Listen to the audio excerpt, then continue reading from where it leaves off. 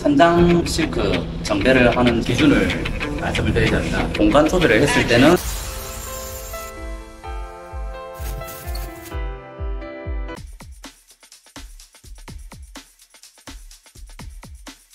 이제 상단을 다 달았으면 이제 하단을 쓴다, 하단을 단다, 뭐 이렇게 표현을 하는데, 하단은 첫째 걸레바지가 틈이 어느 정도로 있는지 본드를 넣을 때 확인을 해놓고 내가 몇 밀리로 헤라지를 해야 되겠다 하고 이제 생각을 하면서 본드를 넣어야 돼요. 합지가 가장 하자가 많은 것 중에 하나가 배꼽 찐다고 하거든요. 합지 시공 같은 경우에는 그 운용지 싱이라는 초배 작업이 제외가 되는 거거든요. 제외가 되었기 때문에 부직포가 탱탱하지 않고 많이 쳐져 있어요. 이런 식으로 싱을 걸게 되면은 이제 짱짱하게 펴져 있기 때문에 배꼽이 잘 안 집니다. 지금같이 이제 합지 시공 같은 경우에는 싱을 안 걸었기 때문에 배꼽이 질 수가 있거든요. 그런 부분을 어떻게 해야 되는지, 어떻게 하면은 배꼽이 안 지는지를 한번 보여드릴게요. 첫 장은 그냥 이런 식으로 틀고, 두 번째 장을 펴기 전에 위에를 쳐다보면서 한번 흔들어봐요. 턴다고 하거든요. 털어봤을 때 우리 미미 부분과 어디가 붙었는지, 특히 이런 기구가 있는 밑에서 털게 됐을 때는 기구가 방해를 하기 때문에 위에는 안 털립니다. 안 털리기 때문에 여기에서 두 번째 장에서 저 기구 위에가 배꼽이 진지 안 진지 확인을 하고 털어주고 난 뒤에,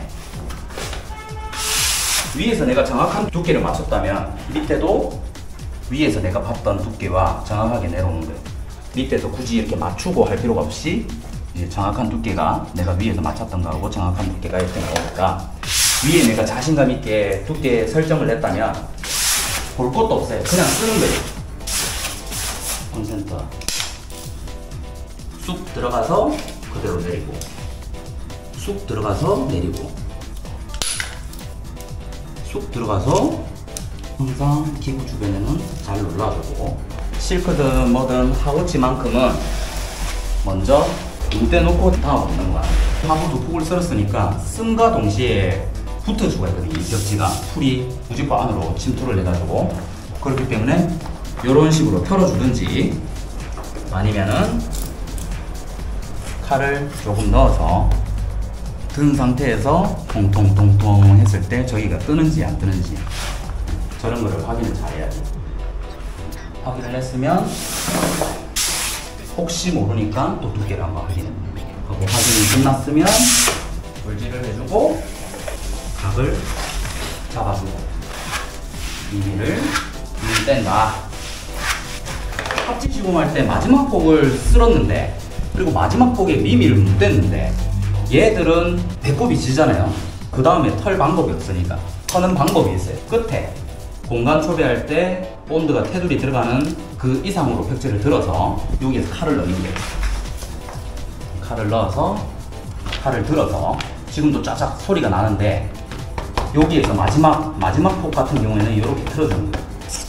틀어주고 마무리로 쓸어주면은 이 부분까지 배꼽이 질 일이 없다. 미미 뭉댔고 각 잡았고, 그럼 제가 여기에서 저쪽으로 가가지고 저쪽에서 칼질을 해서 반대로 오고 또 다시 저쪽으로 닦으면서 갈 거거든요. 그 연결 동작이 여기에서 각 잡을 거 잡아가면서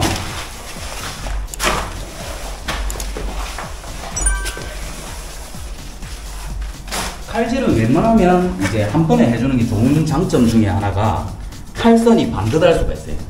헤라의 기울기가 조금이라도 차이가 나면은 뭐 1mm 이상 되도록이면은 한 번에 칼질하는 게 깔끔하다. 본드 넣으면서 생각했던 미루수를 생각을 하고 그 미리수에 맞게끔 칼질을 하고 가는 거예요. 당연히 재료 분리되는 칼이 안 들어가도록 힘 조절도 잘해야 되고요.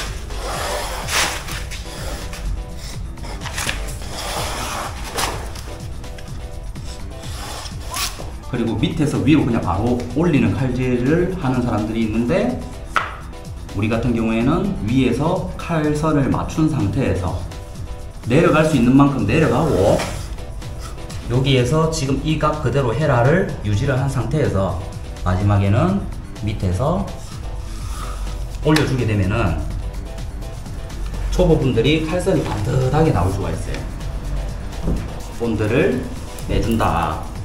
여기에서 닦으면서 또 이제 반대로 하는 겁니다. 닦음과 동시에 벽지도 내주고, 그래서 우리 도양해 놓은 벽지들 위에다가 올려주는 겁니다.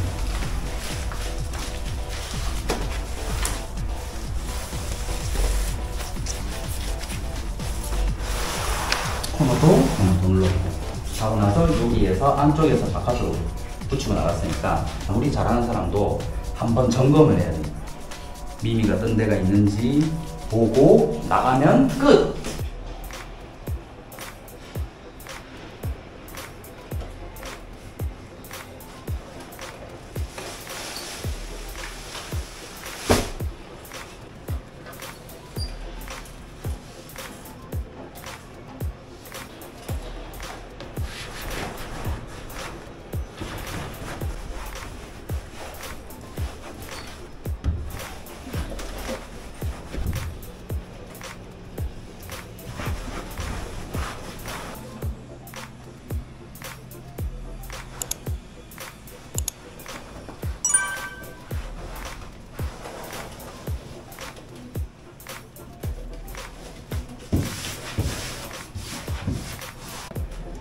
오늘 현장 같은 경우에는 지은 지 얼마 안 된 아파트인데 천장 실크 정배를 하는 기준에 대해서 좀 궁금하신 분들이 있어가지고 기준을 말씀을 드리자면, 인테리어나 구조 변경을 해가지고 천장이 너무 어지러워져가지고 우리가 공간 초배를 했을 때는 우리가 나름대로 센터를 잡고 지금같이 새 집에 겉지만 뜯고 정배만 하면 되는 그런 상태에서는 기존에 발라놓은 상태로 지금 뜯고 그 기준에 맞춰서 발라야 돼요.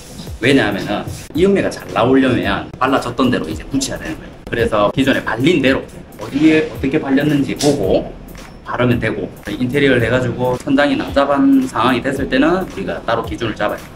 기준을 잡을 때 할 때마다 조금 틀리게 틀려. 벽지가 로스가 안 나는 방향으로 바르면서 정배가 쉬운 방향, 그런 기준으로 바르는 거예요. 실리콘하고 본드를 지금 병행해서 쓰고 있는데 쓰는 목적이 다 있거든요. 지금처럼 공간 초배를 한 경우에는 양 가쪽에서 장력으로 인해 가지고 마르면서 잡아당기기 때문에 잡아당기는 과정에서 이음매도 양 가쪽으로 이렇게 벌어질 수가 있고, 잡아당기는 과정에서 여기에 벽지를 마감해 놓은 그 벽지가 또 해가 뒤집어질 수도 있습니다. 본드를 쓰는 거고요. 그리고 상부 같은 경우에는 새끼 마이너스 몰딩이에요.